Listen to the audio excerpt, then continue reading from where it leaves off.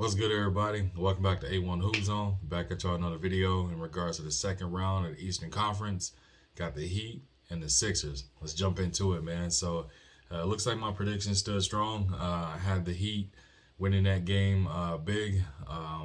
They got jumped out to an early, or jumped out to a big start. Looks like at halftime, if I'm not mistaken, they were down by one, but then bounced back in the second half and closed it out. Again, the game was largely the score isn't indicative of it. It got close towards the end. I'll just say that much. But needless to say, prediction was right. I picked the Heat to win it. They did. They won by 14, 106 to 92. It was a good game, man. There was some back and forth moments there, but then the Heat kind of clamped down and did what they needed to do to close this thing out. Give a quick recap of points. Jimmy Butler at 15 and 9. Tucker 10.7 boards. Bam Adebayo, big game, 24 and 12. But if you need a hero, Tyler Hero had 25 points off that bench. Was dynamite for them. They needed every bit of it, and timely buckets as well. And then on the flip side of that, man, we had the Sixers. Obviously, you would need Tobias Harris to have a big game. He had 27 points. Tyrese Maxey had 19. Obviously, James Harden does what James Harden does during the playoffs, which is drop 16 points, 9 boards, 5 assists. And sadly to say, no other player was in double-digit scoring. So let's dive into that, man.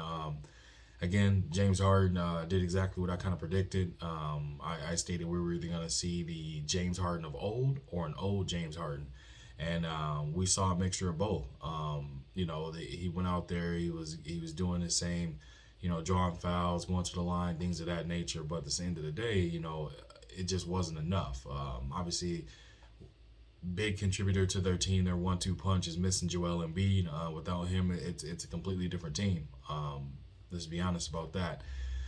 So the Sixers needed the James Harden that was in Houston, the one that had his team, carried his team on his back, that was able to get up and down and transition and a certified scorer, certified bucket getter. And at this point, again, he's looking like a old James Harden instead of James Harden of old, and it's unfolding before our very eyes, which is unfortunate. And you're also seeing just the little video of Tyrese Maxey moving away from him on the bench.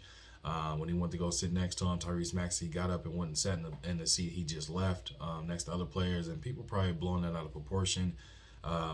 My assumption about that is that they're both competitors. It probably wasn't even anything in regards to them having any kind of internal beef.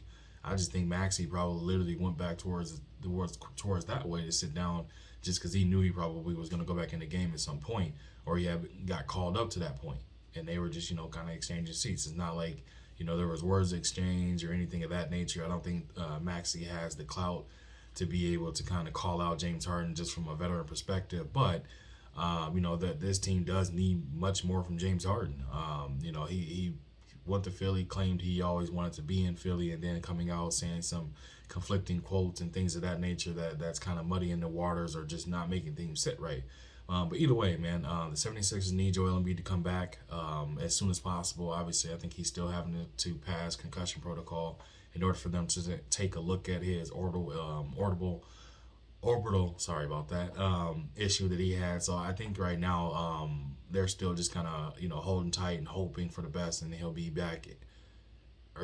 Wishful thinking game 3, hopefully game 4.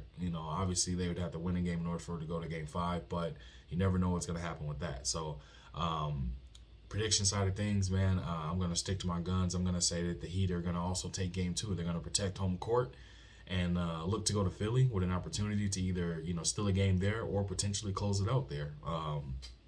But I just feel that this Sixers team, as of right now, they're outgunned and outmatched. And the sad part is, the Heat are still missing some of their gunners as well. They're missing their other shooter, and they're Duncan, and they're also missing Kyle Lowry as well, who was a dog. So I mean, it's gonna be tough sledding for them, absolutely tough sledding. So we'll see what happens. Again, I got the Heat winning game 2. Not gonna give a point scale of it, but I think it's probably gonna be reminiscent of game 1. Probably same indicative of the score. So that's all I got for y'all, man. Just wanted to drop a quick video on that, give a reaction along with a short prediction of it. Again, Heat Game two, probably the same scenario for scoring as well. Probably 15, I would say. But that's all I got for you. I appreciate you stopping through. If you're new to the channel, make sure you hit that like button, hit the subscribe button, hit that bell icon to get all the notifications. Leave a comment in the comment section. Let me know what you think. Let me know who you think is going to have a big game, who is more impactful. How much are they missing Joel Embiid? Things of that nature. I definitely see you in the comment section. I do my best to respond to everyone as well. If you want to support the channel, see the channel grow, I'll leave that information in the description of the video. But again, that's all I got for y'all, man. Make sure you smash that like button and subscribe to the channel. And I'll catch you guys on the flip side.